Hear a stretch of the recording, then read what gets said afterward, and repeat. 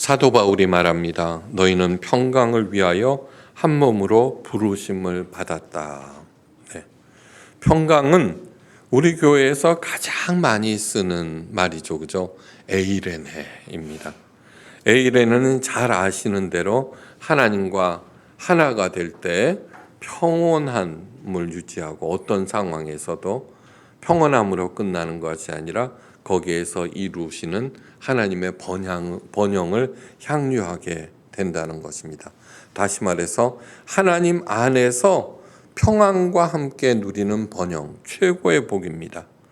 그런데 우리뿐만 아니라 온 인류가 가장 험난한 시절을 살고 있습니다.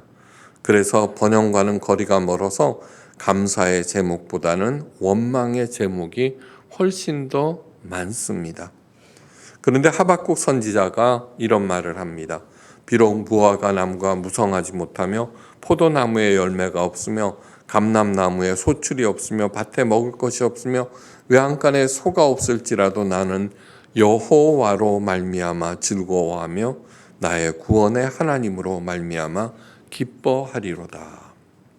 이 하박국 선지자의 말씀은 하나님에 대한 감사를 강요하는 것처럼 들립니다. 쥐어짜는 것처럼 들립니다. 그런데 우리 하나님은 절대로 무엇을 강요하시는 그런 분이 아닙니다. 이 말씀에는 깊고 깊은 의미와 하나님의 크나큰 은혜가 담겨져 있습니다. 가치에는 두 가지가 있습니다. 성과 중심의 가치와 관계 중심의 가치입니다. 모든 사람들은요, 예외 없이요, 오로지 성과 중심의 가치만을 추구합니다. 비단 돈이나 물질에 국한해서 말하는 것이 아닙니다. 자신에게 불편하거나 마음이 상하거나 이득이 되질 않으면은 그 관계를 청산해 버립니다. 예. 이때 꼭 들어야 하는 말을 우리 필립 얀시가 하였습니다. 잘 들어보십시오. 우리 그리스도인이란 눈에 보이는 육적 세계와 눈으로 볼 수 없는 영적 세계를 오가는 양서류다. 너무너무 절묘한 표현입니다. 양서류, 개구리죠, 그죠? 개구리는 물속에도 있다가 육지에서도 사는 그러한 존재입니다. 성과 중심의 가치 추구는 눈에 보이는 육적 세계를 살아가는 사람들이 하는 것입니다. 진짜 그리스도인, 진짜 하나님의 자녀라고 하는 것은 눈으로 볼 수 없는 영적 세계를 사는 사람들인데, 두 세계를 오가는 양서류라는 것은 이 땅도 중요하다는 것입니다. 네. 그런데 땅이 황폐할 때 그리스도인들이 해야 하는 일은 실망과 원망을 멈추고 하늘을 보는 일입니다. 지금이 그때입니다. 이 하늘을 본다는 것은 하나님과의 관계를 가장 중시하는 것을 말합니다. 가치에는 뭐가 있다고요? 성과 중심의 가치와 관계 중심의 가치가 있다고 하였습니다. 그러니까 성과가 아무리 황폐하다고 할지라도 관계 중심의 가치를 중요하게 생각한다는 얘기입니다. 내 마음이 비록 상했다고 할지라도 관계 중심의 가치를 소중하게 여긴다는 것입니다. 그런 사람을 나는 여호와로 말미암아 즐거워하며 나의 구원의 하나님으로 말미암아 기뻐하리로다라고 외칠 수 있습니다. 하나님께서는 나와의 관계를 가장 중요하게 여기셨습니다. 내가 어떤 잘못을 해도 어떤 상황에서도 모든 것을 참으며 모든 것을 믿으며 모든 것을 바라며 모든 것을 견디는 그런 분이십니다. 그 사실을 가르치시고 그런 사람으로 나를 만드시기 위해서, 또 모든 하나님의 백성들을 만드시기 위해서 이집트 노예 이스라엘을 구원하시고 가장 황폐한 땅 광야로 인도하셨습니다. 요즘과 같은 어려운 시절에는 하나님뿐만 아니라 다른 사람과의 관계 중심의 가치를 찾고 강화하셔야 합니다. 가족들은 더욱더 결속해야 되고, 그죠? 부부 사이의 그 관계를 더 강화시켜야, 그래야지 하나님께서 열어주시는 새 시대에 필요한 힘과 지혜를 갖출 수 있습니다. 체스터턴이라는 사람이 이런 말을 하였습니다. 이 세상을 살아가면서 가장 끔찍한 상황은 내가 어려움을 겪는 그런 것이 아니라 진정으로 감사함을 느낄 때 정작 감사할 대상이 없는 것이다. 내가 마음속에 감사함을 느낍니다. 그런데 감사할 대상이 없고 함께 감사할 그런 사람이 없다는 것. 여러분, 저녁 노을이 너무너무 아름답죠, 그죠? 그때 옆에 같이 느끼면 어떻게 돼요? 그 기쁨이 배가 됩니다. 근데 혼자 있습니다. 그것이 가장 끔찍한 상황이라는 것입니다. 맞는 말입니다. 그 어마어마하신 우리 하나님께서 내게로 다가오셔서 나의 사랑의 대상이 되어주시고 또 감사의 대상이 되어주신 것 자체가 가장 큰 은혜라는 것, 그것을 잊지 마시기 바랍니다. 하나님을 가장 사랑할 때 그 어떤 것, 그 어떤 사람을 잃어도 하나님으로 인하여서 기뻐할 수 있습니다. 이것이 바로 새 시대의 복락과 기쁨을 누리는 제1조건입니다. 그래서 하박국 선지자가 말합니다. 나의 발을 사슴 같게 하사 나를 가장 높은 곳으로 다니게 하시리로다.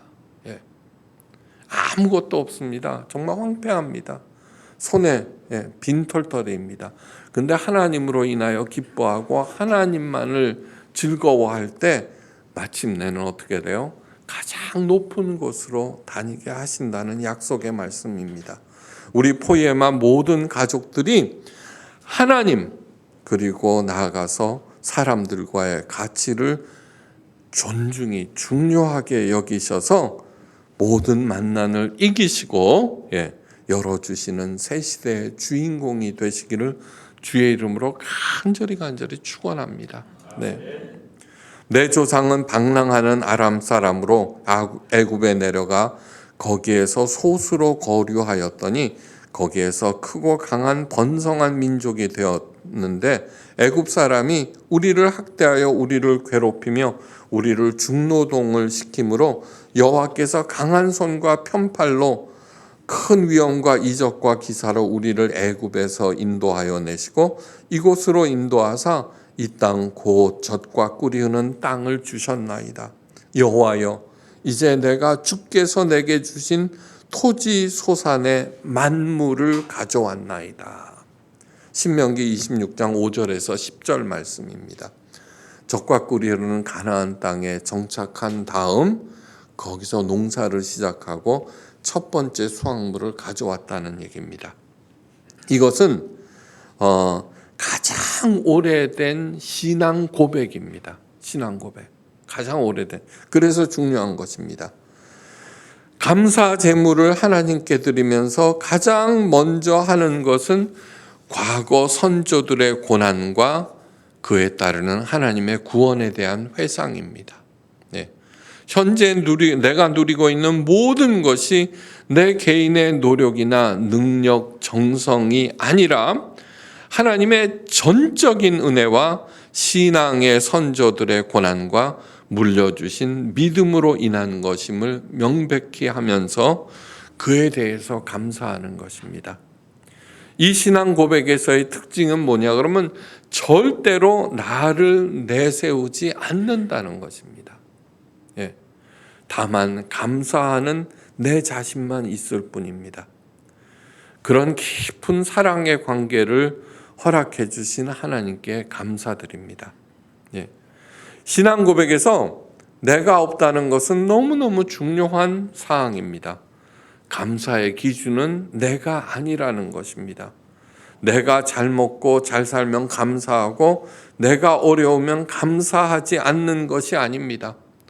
내가 아프고 내가 힘들고 내가 불편하면은 감사하지 않고 그 관계를 끊어버리고 행복하고 좋고 상대방이 잘해줄 때만 좋아하고 감사하는 것이 아니라는 얘기입니다. 내가 기준이 되고 중심이 될 때 모든 것이 헝클어지고 망가진다는 것을 절대로 잊지 마시기 바랍니다. 절대로 잊지 마시기 바랍니다. 그러니까 지금처럼 어려울 때 어떻게 돼요? 지적과 원망하기가 쉽습니다. 아니요. 더욱 칭찬하고 감사하고 결속할 때라고 하는 것 마음에 새기시기 바랍니다. 근심과 걱정에서 자유로울 수 있는 사람은 단 한 명도 없습니다. 그런데 우리가 알아야 할 것이 있습니다. 근심, 걱정, 염려는 육체적, 심리적 문제가 아니라 영적인 문제라는 것입니다. 영적인 문제라는 것은 무엇이냐 그러면 그 문제를 눈에 보이지 않는 영이신 하나님과 풀어야 한다는 뜻입니다. 근심이 꼬리에 꼬리를 무는 이유는 그 사람의 성격이나 혈액형이나 성품 때문이 아니라 하나님과 그 문제를 풀지 아니하였기 때문입니다. 아더 랭크라는 영국 사람이 있습니다. 그 사람은 대기업 CEO인데 사업에 대한 고민과 걱정으로 항상 마음이 불안했습니다. 왜 아니겠습니까? 그죠? 많은 염려 가운데 살던 그는 염려에서 어떻게 벗어날 수 있을까 고민하던 중에 한 가지 결정했습니다. 매주 수요일은 걱정의 날로 정해놓고 걱정거리가 생길 때마다 날짜와 내용을 종이에 적어서 상자에 넣어두었습니다. 수요일 날 한꺼번에 상자를 열어서 내용을 읽어보면서 큰 깨달음을 얻었습니다. 상자에 넣을 당시에는 큰 고민이요 걱정거리였으나 지금은 별로 중요한 문제가 아니라는 것을 어떤 것은 하나님께서 더욱 좋고 훌륭하게 해결해 주셨습니다. 그것을 깨달아 알게 된 것입니다. 걱정, 근심의 무가치성을 깨달은 것입니다. 예수님께서 걱정, 근심의 무가치성, 가치가 없어 그것을 명쾌하게 이렇게 말씀하십니다. 누가 염려함으로 그 키를 한 자나 더할 수 있겠느냐. 마태복음 6장 27절 말씀입니다. 근심, 걱정은 무가치한 것임을 마음에 깊이 새기시기 바랍니다. 왜냐하면 근심, 걱정은 언제나 과거에 얽매이게 합니다. 한 발도 못 나가게 나의 발을 붙잡아 버립니다. 하나님께서 세상을 만드시고 우리를 보내신 이유는 근심, 걱정이 아니라 평강입니다. 이 평강의 히브리어는 샬롬인데 헬라어는 에이레네고요. 샬롬이란 몸은 건강하고 마음은 행복하고 영혼은 펄펄 살아있다는 것을 말하고 베풀고도 남도록 부자가 되고 전쟁 걱정 없이 사는 것이 샬롬, 가만히 있어도 행복감이 밀려오는 샬롬입니다. 그렇게 살라고 우리를 이 땅에 보내셨고 하나님께서 우리의 사랑의 대상이 되어주신 것입니다. 저는 늘 강조합니다. 하나님을 가장 사랑하십시오. 그리고 하나님을 감사의 대상으로 삼으십시오. 뭔가 아름다운 것을 보면 하나님 감사합니다. 날씨를 봐도 뭐를 봐도 하나님 감사합니다 라고 얘기할 때 하나님은 언제나 내게 다가와서 내 아픈 마음을 채워주신 그것이 바로 하나님 임재 연습입니다. 뭐 대단한 것이 아닙니다. 뭐 교회 가서 새벽 기도하고 1000번제 드리고 그렇게 하는 것이 절대 아니라는 것. 예쁜 꽃을 봐도 하나님 감사합니다. 맛있는 것 먹어도 하나님 감사합니다. 버릇처럼 자기를 훈련하시기를 바랍니다. 그런데 그 샬롬을 어떻게 이룰 수 있는가?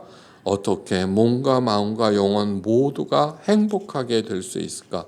성경은 한마디로 골로새서에서 감사하는 자가 되라. 딱 한마디입니다. 감사하는 자가 되라. 근심에 대한 치유책을 제시한 좋은 책이 있는데 돈 베이커 목사님이 쓴 감사요법이라는 책입니다.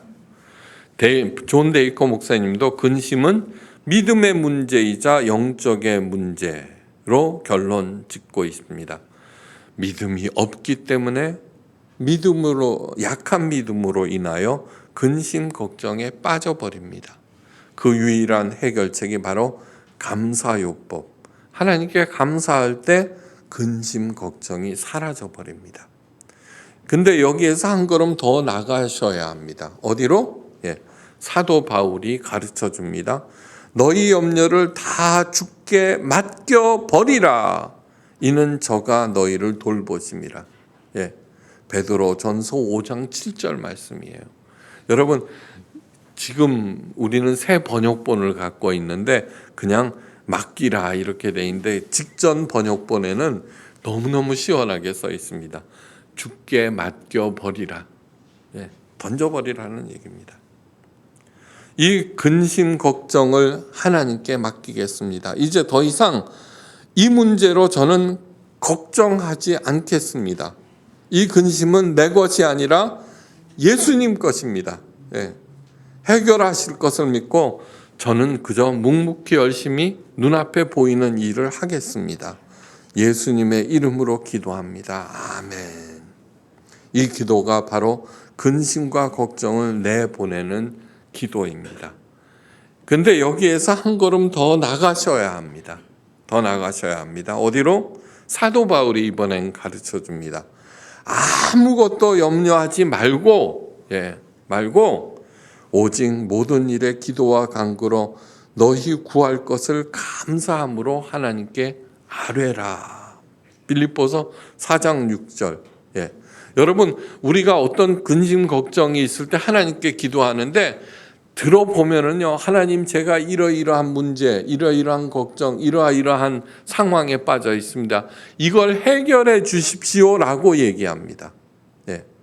근데 그런 기도의 난점은 뭐냐 하면은 다시 한번 내가 겪고 있는 어려움, 힘든 것들을 상기시켜 준다는 얘기고, 그 문제에 집착하게 되고 만약에 해결되지 않으면은 하나님에 대한 믿음을 버려버립니다.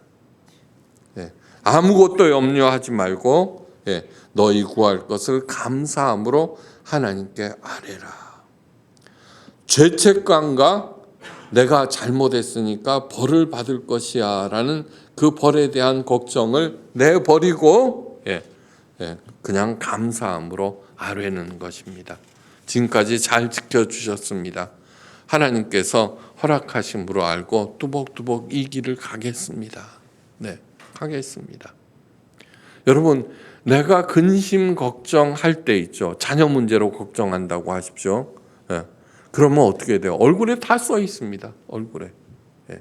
그런데 하나님께 감사함으로 아뢰고 모든 염려를 버릴 때 벌써 내 말과 태도, 그죠?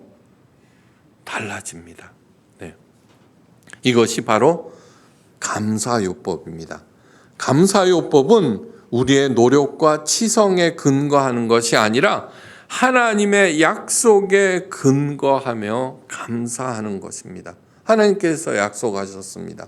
하나님의 약속이라고 하는 것은 하나님께서 이루어 주시기 때문에 하나님의 약속이라고 하는 것입니다. 그걸 굳게 믿으며 감사 기도를 드릴 때 내 안에 걱정과 근심이 절대로 자리 잡지 못합니다. 그래서 내가 담대히 앞으로 나갈 수 있습니다. 그리고 그 자리에 하나님의 평강이 조용히 자리를 잡게 됩니다. 감사요법의 그 구체적인 방법을 사도 바울이 골로새서에서 차근차근 또 가르쳐 줍니다. 그리스도의 말씀이 너희 속에 풍성히 거하게 하라. 주일날 지난주에는 안식일의 주인은 예수님이라고 하는 것을 배웠습니다. 이 얘기는 뭐냐 그러면 주일날이 되면은 하나님의 말씀 안에 들어가게 성도들을 해야 됩니다. 목사의 제1 임무는 뭐냐 그러면 너희 백성을 위로하라입니다. 위로하라. 하나님의 복을 받기 위해서는 전도봉사헌금 1,000번째 하셔야 됩니다. 하셨습니까? 그러고 복을 받을 생각을 하십니까? 이거는 설교가 아닙니다. 예레미야, 에스겔 선지자들에게 그런 명령을 내리셨습니다. 예레미야, 에스겔, 이사야 선지자에게 너희 백성을 위로하라. 그때 어떤 때인 줄 아십니까? 이스라엘 백성이 너무너무 타락하여서 눈을 뜨고 볼 수 없을 때였습니다.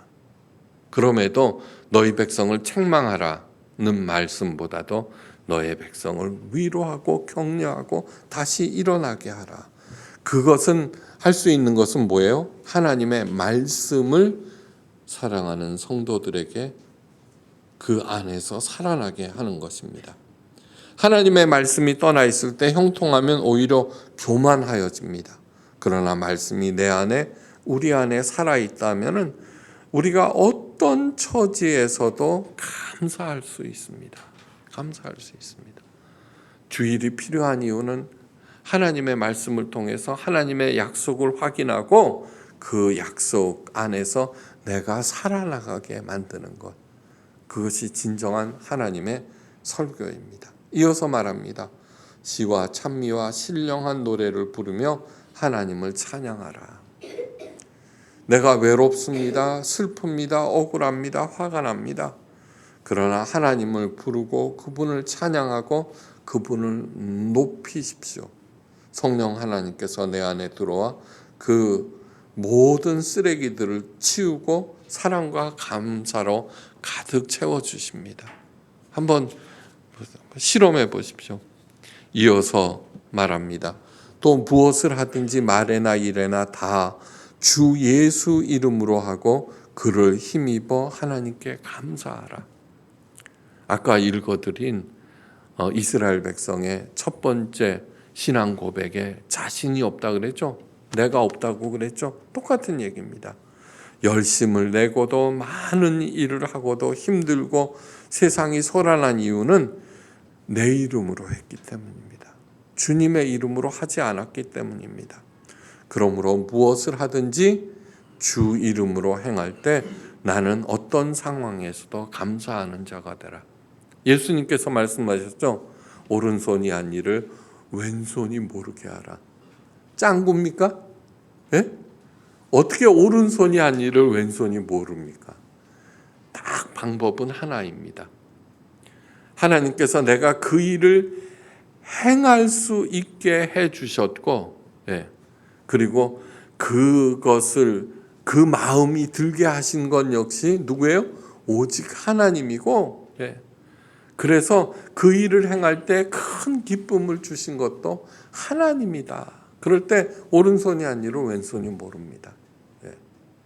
너무너무 중요한 얘기입니다. 그를 힘입어 하나님 아버지께 감사하라. 주님을 힘입는다는 것은 무엇이냐 하면은 주님을 힘입는다는 것은 주님의 그 참혹한 십자가 고난과 죽음을 상기하는 것입니다. 구체적으로 십자가 상에서 예수님께서 마지막으로 직전에 다 이루었다는 말씀 직전에 이렇게 외치십니다. 나의 하나님 나의 하나님 어찌하여 나를 버리시나이까. 마태복음 27장 46절. 저는 이 말씀을 읽을 때마다 상기할 때마다 깊은 찔림을 받습니다. 우리는 어려워지면은 힘들어지면은 하나님께서 나를 버리셨다고 생각하는데 그것처럼 큰 착각이 없습니다. 없습니다. 우리가 자식의 손을 한 번도 놓지 않았듯이 오히려 그 자식이 힘들고 나쁜 일 하면은 더 굳게 붙잡듯이 하나님께서 그러십니다. 그런데 예수님은 착각이 없습니다. 그죠? 하나님과 온전히 하나가 되니까. 언제나 하나였으니까. 그러니까 예수님께서 어찌하여 나를 버리시나이까? 라고 했을 때 진짜로 하나님께서 예수님을 버리신 거예요. 그거 아셔야 됩니다. 사랑이 깊으면 그 절망감도 큽니다. 그죠? 예수님께서는 그 절망감이 어땠을까? 한번 생각해 보십시오. 이 하나님께서는 예수님을 정말로 버리셨습니다. 왜요? 나를 구원하기 위해서. 내 죄값을 치르기 위해서. 예. 그래서 나로 하여금 그 사랑을 깨달아 알고, 예. 내가 하나님께 회개하고, 예. 돌아서게 하기 위해서. 사랑의 가장 큰 것은 뭐라고요? 함께 있는 거예요. 함께 있기 위해서는 어떻게 해야 돼요? 네, 용서해야 돼요. 무슨 일이든지. 그 다음에 세 번째로 그 용서가 있다는 것을 내가 깨달아 알고 내 발길을 되돌려야 돼요. 그 전체가 기독교입니다. 이 세 가지가. 사랑, 용서, 회개. 네. 사랑하니까. 그딴 게 어딨어. 예. 사람 죽여놓고 내가 회개하면 된다고? 예. 그러고서는 제 갈 길로 갑니다. 왠지 아세요? 인간은 있죠. 관계 중심의 가치가 아니라 성과 중심의 가치를 추구하기 때문입니다. 사탄의 유혹에 빠져서. 그러니까 그런 생각을 하는 거예요. 다시 말씀드립니다. 세상의 중요한 모든 것들은 다 공짜입니다. 다 공짜입니다. 공기, 물, 땅요 밟는 사람이 임자입니다. 그리고 진짜 사랑하는 사람, 네. 공짜죠, 그죠? 공짜죠. 몽땅 다 공짜입니다. 왜요? 사랑하기 때문에. 네. 그 사랑을 알고 네. 하나님께 진심으로 감사하시기 바랍니다. 이 사실을 안다면은 억울해도 슬퍼도 외로워도 감사할 수 있습니다. 네. 감사는 어떤 어둠의 세력도 악의 권세도 그래서 물리치는 힘이 있습니다. 네. 내가 거기에 말려들지 않기 때문입니다. 유명한 정신과 의사 이시영 씨는 감사하는 사람들은 절대로 정신병에 걸리지 않는다고 말합니다. 감사하는 마음은 마음이 큰 힘을 발휘하기 때문입니다. 네. 오직 하나님만을 즐거워했던 어떤 사람이 이룬 세상에서 아프면서도 가장 아름다운 이야기로 오늘 설교를 마치려고 합니다. 1884년 영국 런던의 어느 저녁에 외과 의사 프레드릭 트리브스는 거리를 거닐다가 유랑극단의 간판을 보게 됩니다. 그 간판에는 인간이라고 도저히 할 수 없는 흉측한 모습이 그려져 있고 코끼리 사람이라고 적혀 있었습니다. 호기심이 발동한 프레드릭 트리브스는 입장료를 내고 천막 안으로 들어갔습니다. 담요를 뒤집어 쓴 커다란 한 생물이 웅크리고 있었습니다. 흥행사는 그 생물을 향해 큰 소리로 외쳤습니다. 일어서! 그러자 그 생물은 엉거주춤 힘겹게 일어섰고 그 모습을 본 순간 아니 어떻게 저럴 수가 하면서 경악의 외마디가 그의 입에서 저절로 터져 나왔습니다. 이 머리 둘레가 허리 둘레만 했고요. 네, 머리 둘레가. 게다가 이마에는 커다란 모양의 뼈가 기형적으로 튀어나와 있고 울퉁불퉁한 엄청난 양의 살이 용암처럼 흘러 코와 입 그것도 모자라서 가슴과 겨드랑이까지 주걱처럼 주렁주렁 그렇게 덮여 있었습니다. 이 오른팔은 정상인의 2배 길이, 그런데 손가락 끝은 요만큼 짧아서 전혀 쓸모가 없고 엄청난 두께의 기형 다리로는 의자를 의지해야 겨우 서 있을 수 있는 그런 정도. 코끼리 다리처럼. 그래서 코끼리 인간. 네. 온전한 것은 겨우 왼팔, 왼손 하나 정도입니다. 역겨움보다는 의사로서의 호기심이 발동한 트리부스 박사는 그를 어렵게 병원으로 데려와서 진찰을 하고 또 대화를 시도해 보았지만 기형적인 입모양과 잔뜩 덮인 살 때문에 웅얼거리는 소리밖에는 들을 수 없었습니다. 트리부스 박사는 백치구나 이렇게 판단하고 사진과 함께 자세한 기록을 남기고는 자신의 명함 한 자를 주어서 유랑극단으로 돌려보냈습니다. 그리고 그 일은 잊어버렸습니다. 그런데 2년 후에 트리부스 박사는 경찰로부터 연락을 받고 경찰서로 갔습니다. 경찰서 한쪽 구석에는 알아들을 수 없는 소리로 웅얼거리는 그 코끼리 사람이 웅크리고 있고 그 왼손에는 자신이 준 명함이 꼭 쥐어져 있었습니다. 코끼리 사람, 그 사람의 이름은 존 메릭입니다. 존 메릭, 실제 있는 사람입니다. 그의 병명은 다발성 신경섬유종증이라고 살과 뼈가 방향도 없이 끝도 없이 자라나는 병으로 그로 인해서 그런 기형 인간이 되어버린 것입니다. 4살 때 부모님이 버렸고 14살 때 유랑극단에 팔려갔고 트리부스 박사가 처음 만난 것은 그의 나이 21살 때 그나마 밥을 먹여주던 유랑극단이 버린 것은 23살 때였어요. 박사의 배려로 병원 다락방에서 살게 된 존 메릭은 시행착오 끝에 트리부스 박사와 의사소통이 가능하게 되었습니다. 예. 그런데 존 메릭은 백치가 아니었습니다. 읽고 쓸 줄도 알 뿐만 아니라 책이라면 모두 읽어내는 대단한 독서가였습니다. 트리부스 박사의 존 메릭에 대한 기록입니다.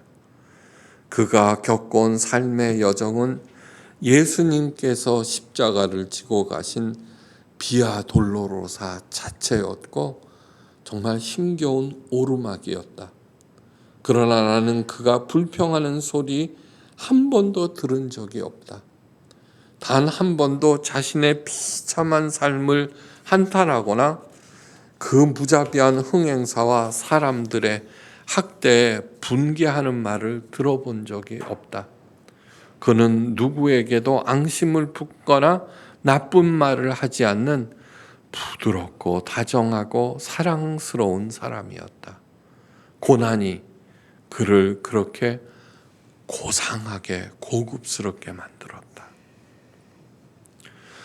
동물보다 더 큰 학대와 착취를 당하고 즐거운 기억은 단 한 번도 없는 메릭이 그처럼 고급스러운 따뜻한 성품을 가진 것이 트리부스 박사에게는 너무너무 신비롭고 감동스러웠습니다. 그런 그를 더 넓은 세계로 인도하고 싶었습니다. 그래서 친구 중 젊고 아름다운 여성을 설득해서 메릭에게 다정하게 인사를 하고 악수를 청하게 하였습니다. 그 여성도 마음이 너무너무 따뜻한 사람이었기 때문에 기꺼이 응했습니다. 그런데 그 일은 전혀 예상치 못한 결과를 낳았습니다. 메릭은 여성과의 평생 처음의 악수를 끝낸 후 무릎을 꿇고 고개를 숙이고 오랫동안 흐느껴 울었습니다. 자신을 사람으로 대해주고 손까지 잡아준 그 여성에게 무한 감사를 올렸습니다. 그 이후로 메딕은 달라지기 시작했습니다. 네. 트리브스의 박사의 도움으로 난생 처음으로 교회당에서 예배도 드리고 성찬도 받고 했는데 그것이 가장 큰 경험이었습니다. 교회에서 예배 드린 것. 그 일들이 세상에 알려지자 영국 여왕을 포함한 많은 사람들이 그를 찾아와서 위로하였습니다. 네. 하박국의 말처럼 어떻게 돼요? 그의 발을 높이 만드셨죠, 하나님께서. 훗날 작은 교회가 내려다 보이는 시골 오두막에서 자연과 벗하며 살았습니다. 작은 새소리에 떠가는 조각구름에 폭풍우 치는 날에 졸졸 흐르는 시냇물 보고도 작은 꽃 한 송이를 보고도 웅얼거리면서 말했습니다. 뭐라고? 하나님 너무너무 감사하고 행복합니다. 메릭은 유일한 온전한 왼손으로 골판지와 색종이로 뭔가를 열심히 만들었습니다. 열심히. 무엇이냐 봤더니 내려다 보이는 그 작은 교회의 모형이었습니다. 근데 너무너무 정교했습니다. 그는 그 교회를 진흙에서 위로 날아오르는 은혜의 모형이라고 불렀습니다. 교회는 이 땅에 세워진 하나님 나라여서 바라보는 것만으로도 하나님의 임재를 충만하게 느꼈기 때문입니다. 우리 포이에마 예수교회가 그런 교회가 되도록 저와 여러분 열심히 힘을 합쳐서 만드셔야 할 것입니다. 정말 교회를 이 땅에 주신 하나님께 무한 감사를 드리고 이 교회를 정말 인간의 가장 나쁜 곳으로 만든 그러한 일들에 대해서 감사드리고 목사로서 진심으로 머릿속과 감사드리고 다시 진흙에서 위로 날아오르는 은혜의 모형 포이에마 교회가 그런 교회가 되기를 주의 이름으로 축원합니다. 그렇게 평생 처음으로 행복을 맛보며 자다가 조용히 하나님 품으로 돌아갔습니다. 그의 나이가 27살이었습니다. 27. 하나님께서는 그에게 아름다운 몸을 만들어 주실 것입니다. 우리가 잘 아는 헬런 켈러 있죠, 헬런 켈러. 하나님을 믿게 설리반 선생으로 인해서 하나님을 만나게 되고 평생 하나님 은혜를 생각하면서 살아갔습니다. 그런데 눈 멀고 귀 멀고 벙어리고 자기 삼중고를 그 압박감, 비참함을 끝내는 이겨내지 못하고 너무너무 힘들어했습니다. 기도해도 이겨낼 수가 없습니다. 그런데 스베덴 보리가 쓴 천상일기를 보고요. 천상일기. 거기에 뭐냐 그러면 천국에 가서 이루어지는 일. 하나님께서 있죠. 그 몸을 영화롭게 하신다고 하는 것을 보고 확신을 얻었습니다. 제가 장례식 때마다 드리는 말씀. 고린도후서 5장 7절. 그죠? 이 장막을 벗어버리고 하나님께서 손수 지어주시는 아름다운 것으로 덧입는다고 했죠. 그죠? 이거는 현실이라고 하는 것을 잊지 마시기 바랍니다. 천국에서 우리 모두를 가장 나답게 완성해 주신다고 약속하셨습니다. 완성하셨습니다. 그래서 저는 꼭 천국에 가고 싶습니다. 왜냐하면 이 땅에서는 아무리 기도해도 노력해도 고쳐지지 않는 저의 나쁜 버릇이 있습니다. 누구나 다 있을 것입니다. 또 성품이 있을 것입니다. 그런데 하나님께서 완성시켜 주시기 때문입니다. 지금은 거울을 보는 것처럼 희미하나 청동 거울이기 때문에 희미합니다. 그때는 내가 죽어서는 주님과 얼굴과 얼굴을 맞대고 볼 것이요, 주께서 나를 아신 것처럼 나도 알게 된다. 예. 그게 고린도전서 13장 사랑장의 마지막에 얘기하는 것입니다. 주께서 나를 아신 것처럼 나를 알게 된다는 것은 나의 완성을 얘기합니다. 나의 완성. 예. 그래서 믿음, 소망, 사랑, 예. 그 중에 제일은 사랑이라고 하는 것입니다. 여러분, 그것만 알고 있으면 도대체 뭐가 문제입니까? 힘듭니다. 아픕니다. 외롭습니다. 산다는 게, 예. 그런 것. 그렇지 않으면 이 땅에서 무슨 살 맛이 있겠어요? 그죠? 예. 여행 온 건데. 짧은 여행, 긴 여행, 예.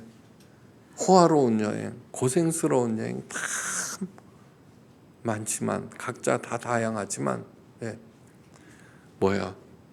집 떠나면은 개고생이라고 하잖아요. 그죠? 예. 천국 가면은 이루어집니다. 예.